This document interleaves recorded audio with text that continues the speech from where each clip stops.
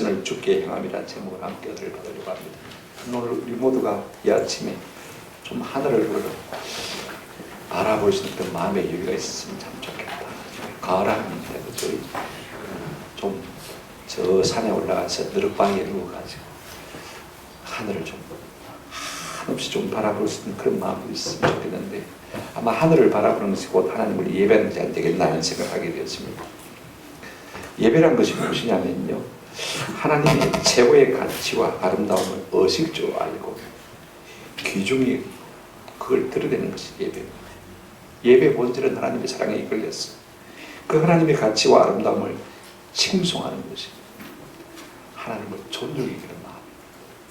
우리가 하나님을 존중히 여기면 하나님께서 우리를 존중히 여겨 주실 줄로 믿습니다.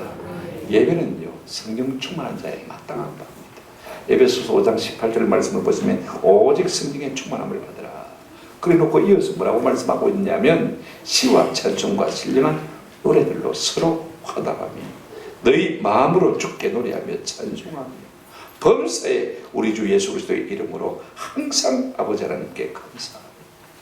우리 마음에 하나님의 그런 감정이 임하게 되었으면요, 나도 모르게 시와 찬미로 하나님을 노래하고 싶고 예배하고 싶은 마음이 우리 가운데 불같이 일어나게 될 줄로 믿습니다.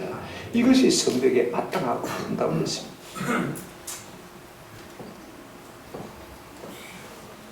우리는 종종 마음이 힘들고 어려울 때마다 누구를, 어디를, 무엇을 바라보고 있습니까? 기쁠 때나 슬플 때 누구를 보고 있습니까? 세상과 세상에 속한 것들입니까? 아니면 좀 자주 눈을 들어서 하나님의 영광을 바라보고 있습니까? 저는 하나님의 영광을 바라보는 것이요, 예배고 기도라고 생각이 되어져요. 그렇다면 우리가 어떤 행동으로, 어떤 마음으로, 왜 예배하고 기도해야 될까? 오늘 짧은 이 본문을 통해서 우리가 몇 가지를 좀 살펴봤으면 참 좋겠다 싶어요. 첫 번째로, 우리가 좋은 예배자가 되려면요, 우리의 몸은 성전을 향해서 올라가고 우리의 눈은 주께로 향해야 될 줄로 믿습니다. 오늘 1절 한번 보시기 바랍니다. 작은 제목이 하나 나와 있죠. 성전에 올라가는 뭐요? 노래. 1절 한번 보십시오. 하늘에 계시는 주여, 내가 눈을 들어 주께 향하나이다. 우리의 발은 성전을 향해서 올라가고 우리의 눈은 주를 향할 때 비로소 우리의 예배가 시작되어지는 것입니다. 여러분, 이것이 육체와 마음의 동작입니다. 몸이 움직이면요, 마음도 동하기 시작하는 것을 볼 수가 있습니다. 저는 우리 모두가 다 성전에 올라감으로 하나님을 예배하는 은혜가 있기를 주의 이름으로 축원합니다. 우리가 올라왔기 때문에 예배하는 거 아닙니까? 그런데 여러분 한번 생각해 보십시오. 우리의 몸이 오자라더라면 우리가 여기 예배자로 함께 앉아 있을 수가 없습니다. 그런데 오는 일이 수월한 분도 있지만요, 오는 일이 몹시 힘든 분도 있습니다. 우리 조한진 주임 같은 분은 저 일당한 다리를 가지고 오시는 것이 쉽지가 않습니다. 우리 나검자 어머니 모셨습니까만은요, 참 힘들어요. 식은땀이 다 흘러야 교회에 올 수가 있습니다. 그렇게 힘들게 올 수가 있고, 어떤 분은 눈앞이 잘 안 보여가지고 오늘도 아마 겨우 왔을지도 잘 모르겠습니다. 여자간 다리를 가지고 목발을 짚고 왔을지도 모르겠습니다. 그런데 참 감사한 것은요, 이 몸을 움직이면 우리의 마음이 데워지기 시작하고, 우리의 마음이 데워지기 시작하면 나도 모르게 성전에 올라가는 뭐가 나오게 되어집니까? 노래가 나오게 되어지고, 이 마음에서 노래가 우러나게 되어지면요, 나도 모르게 하늘의 하나님을 향해서 눈을 들어 우러러 바라보게 되는 은혜가 우리 가운데 주어질 줄로 믿습니다. 예배로 나온다는 것이 사실은 쉬운 일이 아닙니다. 시간 내야죠. 좀 몸 빼야 되죠. 바쁘게 서둘러야 됩니다. 그러다 보면 나 혼자 나오는 것은 괜찮지만 여러 사람과 같이 올라오려면요, 이런저런 충돌도 있을 수가 있습니다. 수고로움이 다르지 않습니까? 또 차비도 듭니다. 그죠? 이런 희생입니다. 근데 한 가지 유익이 뭐냐면요, 이런 수고를 거듭하면 할수록 우리의 마음이 뜨거워지는 것입니다. 어제 우리 박상원 선교사님 말씀하셨죠. 아프리카 사람들은 2시간 걸어서 예배 옵니다. 비가 오면 비를 다 받고 왔어요. 그 옷을 벗어서 짜고 그 다음에 다시 말려서 입고 예배를 듣다고 하지 않습니까? 우리 옛날에 다 그랬습니다. 우리 곽선희 목사님은 옛날에 고향에서 교회 갈 때 새벽 4시에 일어나서 교회 갔다 오고 4시간 걸어서 가서 예배 드리고 4시간 걸어서, 그런 희생이 있으니까 예배가 감격이 되는 거예요. 아무 수고 없이, 아무 희생 없이 우리가 하나님 앞에 참 예배를 드릴 수가 없는 것입니다. 여러분, 우리의 마음이 되어지면요, 절로 찬송이 우러나가야 되고, 우리의 마음이 되어지면 우리의 눈이 주를 앙망하는 은혜를 누리게 될 줄로 믿습니다. 우리가 참 예배하면 몸을 움직여야 돼. 그런가 하면 우리의 눈을 들어 주님을 바라보는 은혜가 있기를 주의 이름으로 축원합니다. 보세요. 1절에 하늘에 계시는 주여 내가 눈을 들어 주께 향하나이다. 예배는요, 내 문제를 바라보는 것이 아닙니다. 예배는 내 자아를 그만두는 것이 결단코 아닙니다. 세상과 세상에 속한 아름다운 것을 흠모하는 것도 아닙니다. 그것을 바라보는 것도 아닙니다. 예배는요, 하늘에 계신 주께 눈을 들어 우리를 앙망하는 것입니다. 시선을 주께 고정시키는 것입니다. 그래서 육체와 마음의 동작으로 예배가 시작되는 것을 볼 수가 있습니다. 우리가 눈을 들어 하늘을 우리를 앙망하는 순간에 예배가 시작되는 것입니다. 마음과 육체가 하늘의 하나님을 바라보면요, 그래서 주의 영광을 보면 예배가 깨어나고 우리 속에서 예배의 영이 살아 움직이는 것을 느낄 수가 있습니다. 왜냐하면 예배는요, 주의 영광과 접촉되는 순간에 불같이 일어나기 때문에 그렇습니다. 여러분, 그렇다면 우리가 누구를 보면 무엇을 볼 것입니까? 한번 따라합시다. 하늘에 계신 주님. 하늘은 어떤 곳입니까? 하늘은 높습니다. 하늘은 넓습니다. 하늘은 참으로 큽니다. 우리가 고대 광실할 때, 그죠? 높고 크고, 그죠? 그 다음에 광하면 뭡니까? 넓을 강조하죠. 높고 크고 넓은 집, 바로 그것이 하나님이 계신 하나님의 집인 것입니다. 여러분, 그런 집에 누가 계십니까? 크고 높은 분이 계시겠죠, 그죠? 그러므로 우리 하나님을 우러러 하늘을 쳐다보는 순간은요, 우리는 크신 하나님을 의식하게 되어집니다. 하늘을 우러러 딱 쳐다보는 순간에 나는 작지만 하나님은 크다는 사실을 우리가 인식하게 되죠. 그래서 위대하고 강하신 주님을 내 마음속에 나도 모르게 찬양하게 되는 것입니다. 위대하고 강하신 주님, 우리 주 하나님, 나도 모르게 그냥 찬송이 내 속에서 울려 퍼지는 것을 볼 수가 있습니다. 우리는 한없이 작아지지만 하늘을 우러러 하늘을 바라볼 때 하나님은 점점 우리 속에서 커지고 위대해지는 것을 우리가 느낄 수가 있습니다. 이때가 가장 예배하기 좋은 마음인 것입니다. 어떻게 주를 볼 것입니까? 1절 보세요. 내가 눈을 들어, 한번 따라합시다. 주께 향하나이다. 내가 눈을 들어 주를 바라보기 시작할 때 우리의 삶 가운데 어떤 일이 일어납니까? 우리의 시선이라는 찬양의 가사에 보시면요, 내게로부터 눈을 들어 주를 보기 시작할 때, 주를 보기 시작할 때, 한번 따라하십시다. 주의 일을 보겠네. 내가 눈을 들어 주를 보기 시작하는 순간에 주께서 우리 가운데 일하시는 것을 우리가 보게 되었습니다. 계속 가사를 보실까요? 내게로부터 눈을 들어 주를 보기 시작할 때 주의 일을 보게, 주의 일을 보게. 모든 시선을 주께 드리고 살아계신 하나님을 느낄 때 내 삶은 주의 역사가 되고 하나님이 일하기 시작하네. 모든 시선을 주님께 드리고 살아계신 하나님을 느낄 때 내 삶은 주의 역사가 되고 하나님이 일하기 시작하는 것을 느끼는 은혜를 누릴 줄로 믿습니다. 우리가 좀 눈을 들어서 주님을 바라보십시오. 내 생각하지 말고, 내 자아를 만지지 말고, 내 삶의 큰 문제들 다 내려놓고 크고 위대하신 주님을 바라보시는 은혜가 있기를 주의 이름으로 축원합니다.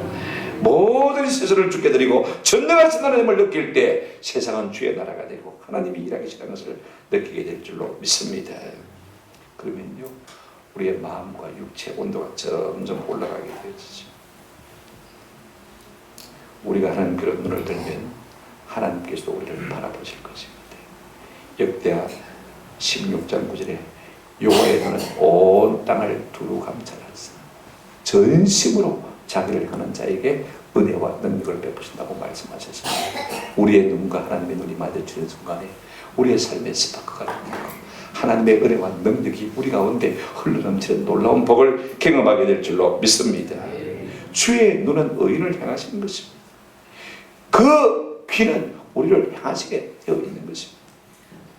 고린도후서 4장 6절에 보시면요, 어두운 데서 빛이라 말씀하셨던 그 하나님께서 예수 그리스도의 얼굴에 있는 하나님의 영광의 빛을, 영광을 아는 빛을 우리의 마음 가운데 비추셨다. 6절입니다. 하나님께서 그 영광을 아는 빛을 우리 가운데 비춰주시는 복을 누리게 될 줄로 믿습니다. 그러면 주님을 만나게 될 거예요. 아멘?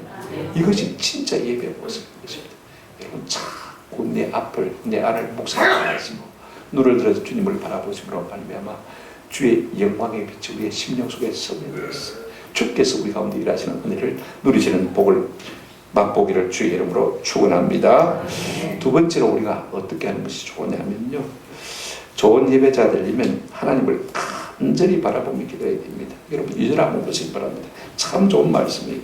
상전의 손을 바라보는 종들의 눈같이, 여주인의 손을 바라보는 여종의 눈같이 우리의 눈이 여호와 우리 하나님을 바라보며 우리에게 은혜 베풀어 주시기를 기다리나이다. 이 한 절 말씀 속에 예배자의 마음과 태도가 오롯이 다 들어있는 것을 볼 수가 있습니다. 여러분 예배는요, 여호와 우리 하나님을 간절하게 바라보고 기다리는 것이 예배입니다.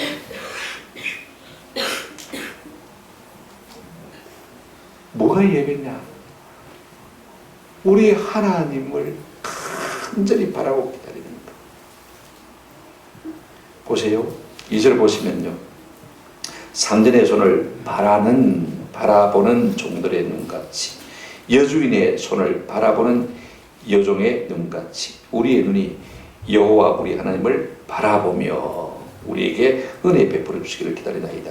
여러분 바라본다는 말이 3번이나 나오는 것을 볼 수가 있습니다. 이 말은 무슨 말이냐면요, 간절히 바라본다는 말인 것입니다.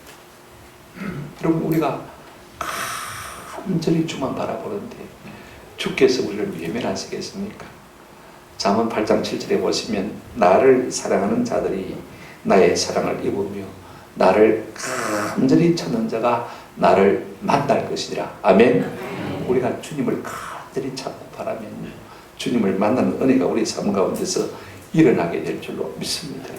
마음의 간절함이 참 중요해요. 오늘 우리는요 예배를 하면서도 간절함이 없습니다. 조금 이따 제가 설명을 드리겠습니다만, 어떻게 하나님을 바라보는 것이 간절하게 바라보는 것입니까? 종들이 주인의 손을 바라보듯이, 여종들이 여주인의 손을 바라보듯이 간절히 바라보는 것. 여러분 이게 종들은 노예들입니다. 그죠? 주인은 노예들의 생사 여탈가를 가지고 있습니다. 손가락을 엄지 척 지켜들면 사는 것이고 내리면 죽는 것이고 생명이 그들 가운데 달려 있습니다. 그러니요 그 마음이 간절하지 않을 수가 없는 것이에요. 한번 생각해 보십시오. 주인이 내게 은혜를 베풀지 않으면 나는 죽는 것이고 주인이 내게 은혜를 베풀면 사는 것이고, 이와 같은 간절하고 절박한 마음으로 주님을 바라보는 것이야말로 진정한 예배되게 하는 것입니다. 왜 그러냐? 내가 살고 죽는 것이 누구의 손에 달려 있습니까? 주님께 달려 있기 때문에, 하나님께 달려 있기 때문에 그렇습니다. 내가 이것도 하고 저것도 하는 것 같지만은요 사실은 아무것도 아닙니다. 이거 사실은 저는 우리가 주님을 간절히 바랄 수 있는 은혜가 있기를 주의 이름으로 축원합니다. 그런가 하면요 우리의 눈은 하나님의 은혜를 간절히 기다려야 돼요. 여기 2절 끝에 보시면 우리에게 은혜를 베풀어 주시기를 기다린다이다. 3절 전반절에도 여호와여 우리에게 은혜를 베푸시고 또 은혜를 베푸소서. 은혜 하나만으로는 안 될 것 같아요. 그래서 은혜를 베푸시고 또 은혜를 베푸소서. 곱게 은혜를 구하는 것을 볼 수가 있습니다. 여러분 우리가 살면서 얼마나 은혜가 필요한지 모릅니다. 여러분 시편에 보면 모든 가구가 거의 다 은혜를 구하는 기도로 되어 있는 것을 볼 수가 있습니다. 시편 6편 2편에 여호와여 내가 수청하여 싸우니 내가 여유하사오니 내게 은혜를 베푸소서. 여호와여 나의 배가 떨려오니 나를 고치소서. 뭔가 몸에 병이 생긴 것이죠. 아픈 것이지. 하나님 내가 질병 중에 싸우니 내게 뭘 베푸시옵소서? 은혜를 베푸시옵소서. 시편 25편 16절에 주여 나는 외롭고 괴로운 내게 돌이키사 나의 뭘 베푸소서? 은혜를 베푸소서. 여러분 외롭고 괴로운 인생, 그죠? 뭐가 필요합니까? 은혜가 필요하지 않습니까? 시편 31편 9절에 여호와여 내가 고통 중에 있사오니 내게 은혜를 베푸소서. 내가 근심 때문에 눈과 영혼과 몸이 시하였나이다. 많은 염려와 걱정과 근심으로 말미암아 우리가 고통 가운데 있을 때 뭐가 필요합니까? 하나님의 은혜가 필요하지 않습니까? 주여 내게 은혜를 주옵소서. 다윗은 시편 56편 1절부터 3절에 이렇게 말했습니다. 하나님이여 내게 은혜를 베푸소서. 사람들이 나를 삼키려고 종일 나를 한번 따라합시다. 압제하나이다. 온 세상 사람들이 나를 무시하고 아무도 아는 것처럼 짓밟은 그와 같은 마음이 느껴질 때 우리가 뭐 해야 되겠습니까? 예배대로 나가면서 하나님 주여 내게 뭘 주옵소서, 은혜를 주옵소서, 은혜를 주옵소서. 그러므로 우리가 예배하면서 기다릴 것은 뭐밖에 없습니까? 오직 주의 은혜, 주의 친절, 주의 자비, 주의 긍휼. 이거 없으면요 우리가 살 수가 있습니다. 나이 한 40쯤 넘으신 분들은 아마 다 느낄 겁니다만 내 힘으로 내 인생을 잘 살 수 없다는 것을 다 깨닫고 있습니다. 전적인 주의 은혜가 아니면요 내가 먹고 사는 문제도요 내 힘으로 살 것 같지만 그렇지 않습니다. 하나님의 은혜 줘야 되는 것이고 내가 뭐 다니고 기도하고 움직이고 활동하는 모든 것이 주의 은혜로만 된다는 사실을 우리가 다 잘 알고 있습니다. 간절히 뭘 기다려야 됩니까? 은혜를 기다려야 됩니다. 왜 기다려야 됩니까? 하나님 앞에 구해놓고 금방 이뤘으면 하나님 주십니까? 아닙니다. 여러분 잠언 8장 3절에 보면 누구든지 내게 들으며 날마다 내 문 곁에서 기다리며 문설주 옆에서 한번 더 합시다. 기다리는 자는 복이 있나니 기다리는 자가 금방 예배드리고 일어나서 희덕덕하고 그런 말고 하나님 내가 진짜 은혜가 필요합니다. 은혜를 주셔야 되겠습니다. 간절한 마음으로 기다리는 이것이야말로 진짜 하나님의 은혜를 하나님의 복을 경험할 수 있는 중요한 요소가 되어지는 것입니다. 이사야 30장 18절에 그러나 여호와께서는 기다리시나니 이는 너희에게 은혜를 베풀려 하시며 일어나시니니 너희를 긍휼히 여기려 하심이라. 대저 여호와는 정의의 하나님이시라. 그를 기다리는 자마다 복이 있도다. 아멘. 하나님을 기다리는 자가 복이 있습니다. 뭘 기다리는 자가 복이 있습니까? 은혜를 기다리는 자가 복이 있는 것입니다. 근데 여러분 무엇 때문에 우리가 주님의 손을 바라보는 것입니까? 그 주님의 손에 무엇이 담겨 있길래 오늘 이 시편 기자는요 여종이 여주인을 바라보듯이 여주인의 손을 바라보듯이 종이 주인의 손을 바라보듯이 가만히 성경 살펴보니까 우리 주님의 손에는 뭐가 있느냐면요 한번 들읍시다. 도우심이 있습니다. 야베스가 하나님 앞에 그렇게 기도했습니다. 주의 손으로 나를 도우사. 이사야 41장 10절에 보면 내가 내 의로운 오른손으로 너를 도우리니 너를 붙들리니. 하나님의 손에 뭐가 있습니까? 도우심이 있습니다. 여러분 사람들이 종종 생각합니다만 자수성가한 사람이 없습니다. 내가 스스로 성공한 사람은 아무도 없습니다. 누군가가 나를 뭐 했습니까? 도와주었기 때문에 가는 것이죠. 누군가가 나를 도와줬어요. 어제 아침에 김해종합교회 원로 목사님이시고 우리 총회장을 계신 박유식 목사님 돌아가신 소식을 접했습니다. 편찮에 대한 소식을 듣고 한번 가야 된다 생각에 대한 차이를 미루었어요. 그분은 저는 그분도 알지도 못하고 그분도 저를 몰랐을 텐데 제가 시골교회 4년 동안 목회하고 있는데 한 번은 전화가 왔어요. 정돈사 예 박유식 목사님 예 잘 알고 있습니다. 너당이한테 말했으니까 주일날 인사하고 월요일날 차 보낼 테니까 이사 온다. 그래서 제가 4월 첫 주일 보러 김해종합교회 부임을 했어요. 그런데 이제 대학원 1학년생입니다. 재직만 해도 120명 이렇게 260평짜리 건물에 빙 둘러앉아서 재직을 하는데 오늘은 정전도사가 재직에 인도하겠습니다. 그럽니다. 한번 생각해보죠. 장로님만 해도 한 20명 앉아있는데 그죠? 쉽지가 않은 일입니다. 참 귀한 분이 은혜를 베풀어 주십니다.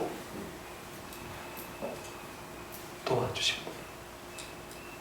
도와주지 않았다면 내 삶에 성장이 있을 수 있습니까? 없습니다. 사람은 누구나가 풀 한 폭의 도움, 물 한 모금의 도움, 말 한마디의 격려가 얼마나 필요한지 이걸 우리가 먹고 자라는 것입니다. 아멘. 하나님께서 그 마음을 움직여서 돕지 않게 하시면요 어떤 도움도 내게 올 수가 없는 것입니다. 주의 손에 뭐가 있다고 했습니까? 도우심이 있다고 했습니다. 저는 우리가 날마다 간절히 주를 바람으로 말미암아 도우심의 있는 은혜가 있기를 주의 이름으로 축원합니다. 주의 손에는 진짜 모든 좋은 것이 다 있어요.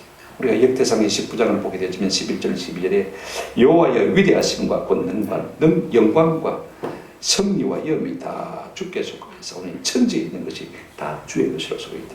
여호와여 주권도 주께 속하여서 오니 주는 높으사 만물의 머리심이니이다.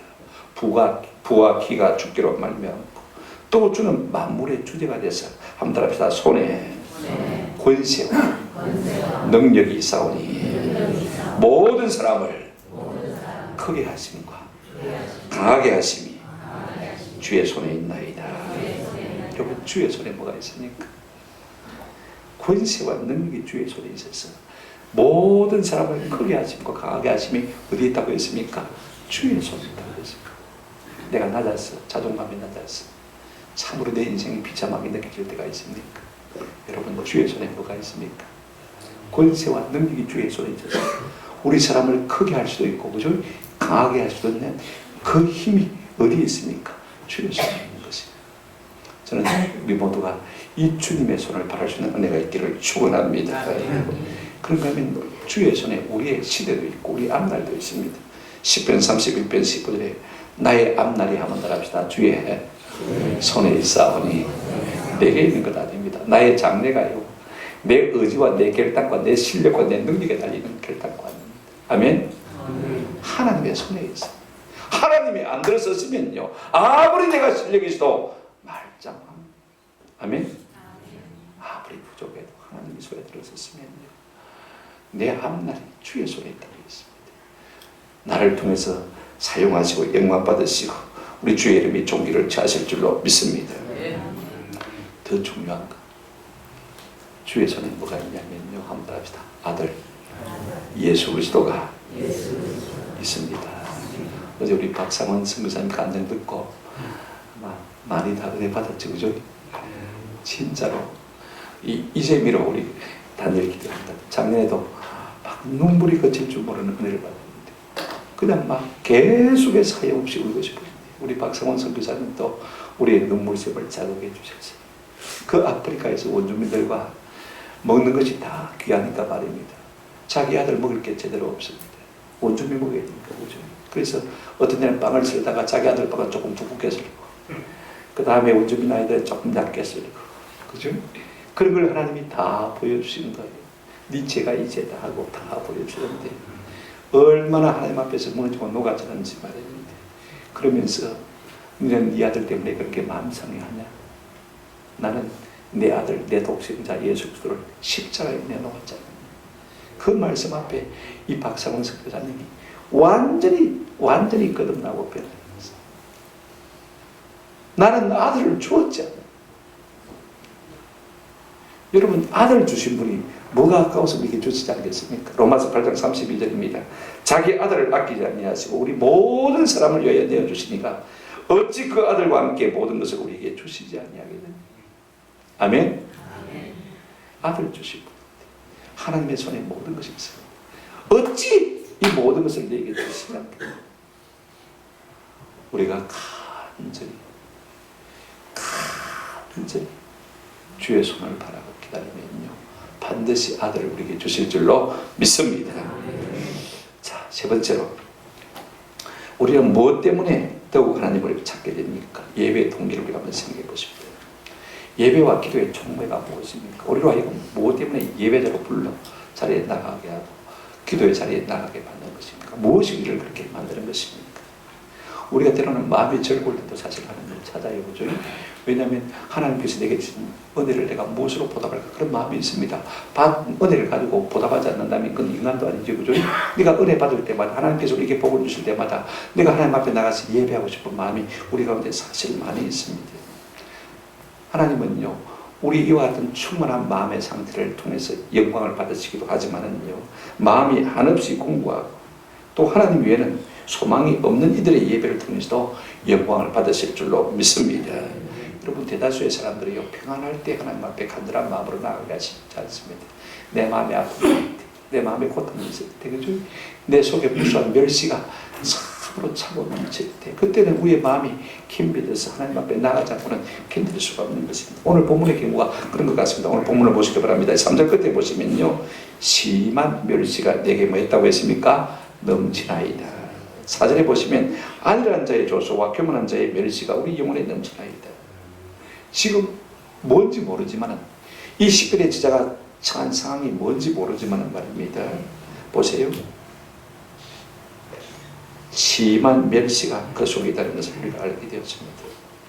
여러분 이게 우리가 뭔지 우리가 삶을 통해서 잘 알고 경험하고 그래서 이게 뭔지 우리가 잘 알고 있습니다.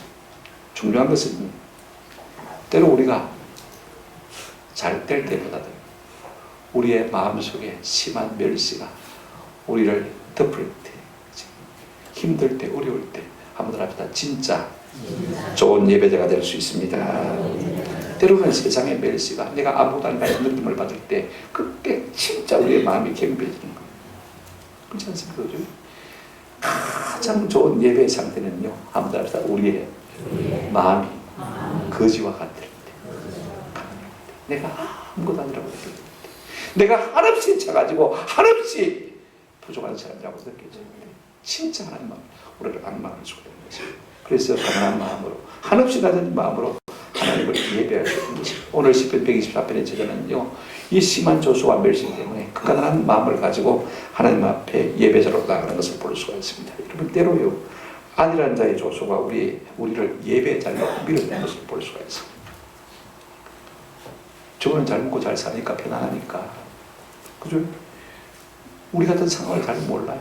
내가 처한 상황, 힘든 거, 어려움을 모릅니다. 그러니까 함부로 우리를 무시합니다. 멸시합니다. 함부로 툭툭 집어박습니다. 그죠? 이런 것들이 우리의 마음을 자꾸 상하게 하는 것입니다. 다윗은 하나님으로부터 이스라엘의 왕으로 기름 부음 받은 사람이지만은요, 그의 선왕이 사울 장인 아닙니까? 그죠? 그를 시기해서 죽이려고 합니다. 자기가 왕이니까 자기 마음대로 할 수가 있습니다만은요, 신하인 다윗의 입장에서는요, 왕이 미워하면요, 어떻게 할 수가 있습니까? 설 자리가 어디 있습니까? 날마다 도망치지 않으면 안 되는 삶을 살고 있습니다. 근데 여러분 가만히 보시면요, 사울이 죽이려고 하니까 다윗이 제일 먼저 도망친 곳이 어디냐면 사무엘상 19장 18절에 보면 이렇게 말하고 있습니다. 다윗이 도피하여 라마로 가서 사무엘에게로 나아가서 사울이 자기에게 한 일을 다 전하고 다윗과 사무엘이 나요스로 가서 살았더라. 어디 갈 데가 없습니다. 하나님을 예배하는 사무엘에게 가서 그 사정을 다 도하고 거기서 하나님을 예배하며 살았다는 것입니다. 여러분, 세상에 심한 조소와 멸시가요, 우리로 하여금 예배 자리로 나가도록 밀어주는 것을 느낄 수가 있습니다. 그로 말미암아 그는요, 인간 이하의 삶을 살았습니다. 시편 22편에 보면 나는 벌레요 사람이 아니라 사람의 비방거리요 백성의 조롱거리입니다. 나를 보는 자마다 다 나를 비웃으며 입을 비축거리고 머리를 흔들며 말하되 그가 여호와께 얻다가니 구원하실 걸, 그를 기뻐하시니 건지실 걸 하나이다. 실제로 예수님이 이와 같은 수모를 당하셨습니다만은요, 다윗 역시 그와 같은 수모를 당했습니다. 왕의 사이가 돼가지고 사방 천지로 왕의 미움을 받아가지고 쫓겨다니니까 사람들이 조소합니다. 왕의 사이가 무슨 죄를 지어가지고 그렇게 미움을 받아, 그죠? 네가 하나님 뭐지 않다고 했으니까 하나님들 도와주실 것이다.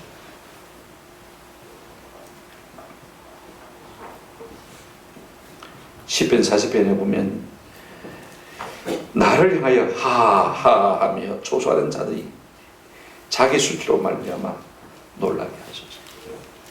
다윗은 많은 멸시와 조롱을 받고 있었습니다. 그죠? 그래서 하나님 앞에 일러 기도하는 것입니다. 하나님, 저들이 나를 조롱하지만 오히려 내가 받는 수모와 수치가 저들에게 다 돌아가게 해달라고 그렇게 기도하고 있는 것을 볼 수가 있습니다. 여러분, 내가 당한 수모가요, 오히려 기도의 자리로 우리를 나아가게 만들고 예배의 자리로 나가게 된다면요, 이것이 결단코 하는 아닙니다. 그죠? 나중에 여러분 보십시오. 다윗이 우리가 이스라엘의 왕이 된 것 잘 알고 있지 않습니까? 저는요, 사람들의 수모 때문에 낙심하지 않냐, 오히려 그것 때문에 하나님 앞에 예배하고 기도함으로 말미암아 종교와 영광을 주로부터 받아 누리는 은혜가 있기를 주님의 이름으로 축원합니다. 보십시오. 때로 우리가 교만한 자의 멸시가 우리를 예배 자리로 밀어주는 것을 볼 수가 있습니다. 여러분, 우리가 한나를 잘 압니다만은요, 세간으로 들어오는 한나가, 이 브린나가 퍼스트인 한나를 얼마나 박대하는지 모릅니다. 박대하는 이유는 딱 한 가지밖에 없습니다. 지는 낳았고, 한나는 하나도 없습니다. 그죠? 그러니까 낳았다고 큰 소리 치는 것입니다. 생각해 보십시오. 아들 낳지 못한 서러움 때문에 한나는 수없이 수모를 당합니다. 서러워서 성전에 올라가서 밤낮으로 기도합니다. 브린나가 객동할 때마다 한나는요, 기도의 자리로 나갔습니다. 그 브린나의 객동이 한나로 하여금 기도의 자리로 밀어붙인 것을 볼 수가 있습니다. 그래서 사무엘상 1장 10절에 보면 한나가 마음이 괴로워서 여호와께 기도하고 통곡하며 그렇게 말하고 있는 것을 볼 수가 있습니다. 여러분, 이것이 양이 되었습니다. 결국 기도하고 눈물로 부르짖더니 하나님께서 한나를 불쌍히 여기시고 대문을 여셔서 아들을 주셨는데 누구죠? 사무엘을 하나님이 들으셨다. 이스라엘의 건국의 국부가 된 것을 볼 수가 있습니다. 가만히 생각해 보면요, 이 번나의 객동이 없었다면, 소수가 없었다면, 심한 멸시가 없었다면 한나가 기도 자리에 나갔겠는가 우리가 생각할 필요가 있는 것입니다. 여러분, 때로는 우리의 약함이 우리로 하여금 은혜의 자리로 밀어드는 것을 경험할 수가 있습니다. 저는 우리의 약함 때문에, 약점 때문에 좀 하나님을 가까이 하고 하나님을 예배하고 기도하는 은혜가 있기를 주의 이름으로 축원합니다. 이게 참 중요해요. 오늘 우리의 삶에 분노가 있다면, 복잡함이 있다면, 우리의 삶에 아픔과 상처가 고통이 있다면 예배 자리로 부르시는 하나님의 사인으로 하시고 좀 가까이 하나님을 자들이 찾고 예배하시는 저와 여러분 되시기를 축원합니다. 말씀을 정리합니다. 우리가 어떤 이유로 예배하고 기도하든지요, 하나님의 영광을 보면 변할 수밖에 없습니다. 고린도후서 3장 18절에 우리가 주의 영광을 보면요, 그와 같은 형상으로 변하여 영광에서 영광이 이르니 곧 주의 영으로 말하는 겁니다. 눈을 들어 주의 영광을 보는 순간 우리 주님의 영광 형상을 닮아가는 은혜를 누리게 될 줄로 믿습니다. 우리가 예배하는 것이요, 내가 주님의 영광을 본다는 믿음을 가지고 나가시면 반드시 영광의 빛이 우리 가운데 비치는 은혜를 맛보고 경험하게 될 줄로 믿습니다. 한번 합시다. 믿으면 영광을 봅니다. 로마서 4장 20절입니다. 믿음이 없어 하나님의 약속을 의심하지 아니하고 믿음으로 경고해서 하나님께 영광을 돌립니다. 우리가 하나님의 얼굴을 구할 때 반드시 은혜 주실 줄로 믿는 믿음을 가지고 있으면요, 그것이 하나님 앞에 영광이 되었습니다. 아멘. 이 믿음이 없으면 하나님 앞에 영광 돌릴 수가 없습니다. 예배가 안 된다고 말하는 거예요. 그죠? 믿음이 있어야 예배가 돼요. 그러나 여러분, 믿음이 없으면요, 예배가 아니라 하나님 오히려 멸시하는 것이 되었습니다. 민수기 14장 11절 말씀입니다. 여호와께서 모세에게 이르시되 이 백성이 어느 때까지 나를 멸시하겠느냐. 내가 그들 중에 많은 이적을 행하였으나 어느 때까지 나를 믿지 않겠느냐.